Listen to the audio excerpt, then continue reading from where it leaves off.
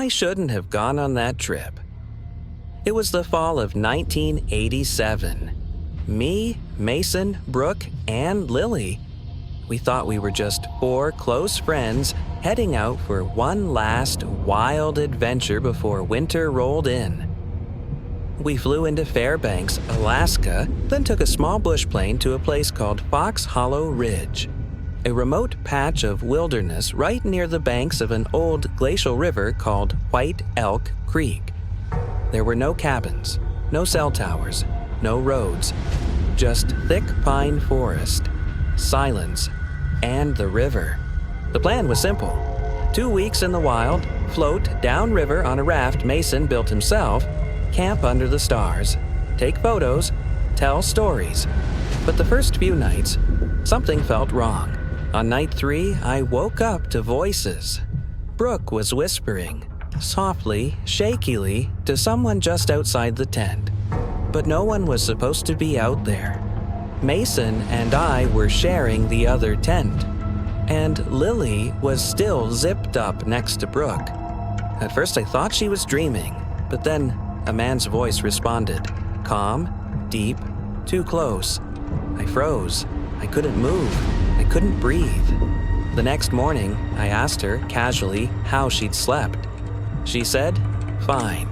Cold, that was it. No sign anything was off, no nervous tone, no weird look. Day by day, things just shifted. Mason, usually the loudest of us, barely spoke. He'd sit in the raft, staring at the trees like something was watching us from deep inside. Lily started scratching her neck, constantly. I thought it was bugs, until I saw it. Deep red marks, like claw scratches on the back of her skin. She hadn't told anyone. Neither had Brooke. She had the same ones. On day 7, things broke. I was asleep when Lily screamed. "Something grabbed me!" she yelled, yanking at her sleeping bag. Mason and I ran out. Brooke and Lily's tent was open. The ties had all been undone from the inside, but there were no rips, no tracks, no sign of an animal. I slept with the pistol under my pillow that night. The next morning, Brooke was acting strange, distant, like she was waiting, watching us. And that night, both girls were gone. Their tent had been sliced open from the inside again. Their boots, coats, still there. Their tracks led barefoot into the snow, one set right behind the other, like they were following something or someone. We followed the prints for half a mile until we found Brooke, naked, face down in the stream. No wounds, no frostbite, nothing except her mouth. Her tongue was gone, cut clean. Lily's trail ended at the creek, just stopped, like she'd vanished into thin air. Mason lost it. He kept muttering, "We weren't supposed to be here. We went too deep."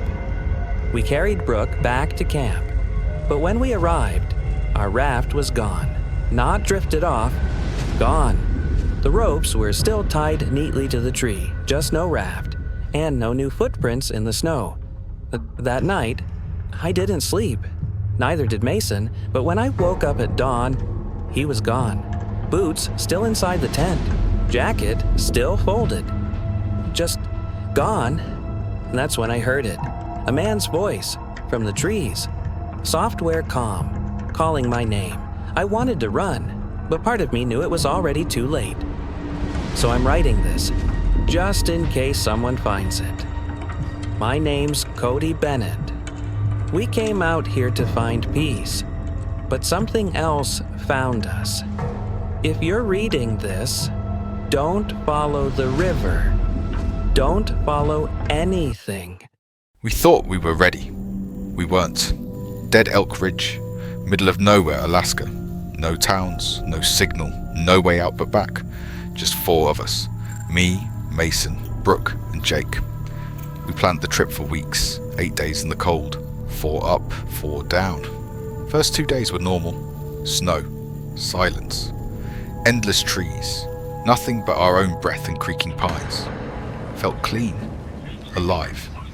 Third night, different. I woke up to breathing, not snoring, not an animal.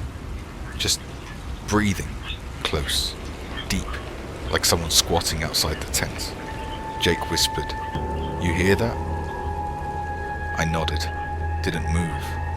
I had my hand on the flare gun, but I couldn't lift it. An hour later, it stopped. We didn't talk about it, pretended it didn't happen. Morning came, and Brooke found the prints. Bare feet, human-shaped, but narrow, toes long. They circled our tent, one set, came in, never left. Jake said maybe I sleepwalked, but those weren't my feet, and I don't sleepwalk. That night, we took turns staying up. Mason stoked the fire until it collapsed into embers. The forest didn't move, but it felt like something was waiting. Around 3 a.m, Brooke woke me. Jake was gone. His boots, still inside. Coat folded. Flashlight, half buried in snow. His prints, barefoot, led out into the trees. We followed. Slow, careful. About 20 minutes in, the prints just ended, like he stepped off the earth. Brooke froze. She stared down at them and said, "These aren't Jake's." She was right. The shape had changed. The toes were longer, spread wider.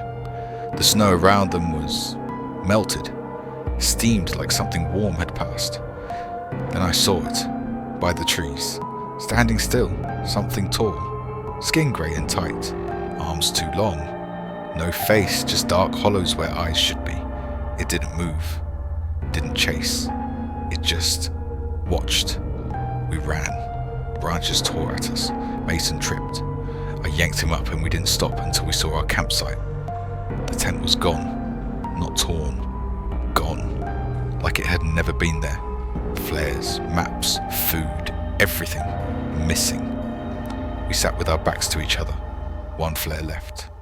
No fire, just cold and wind. At first light, new prints, circling us. Bare feet again, closer than before. We walked, didn't speak, didn't stop.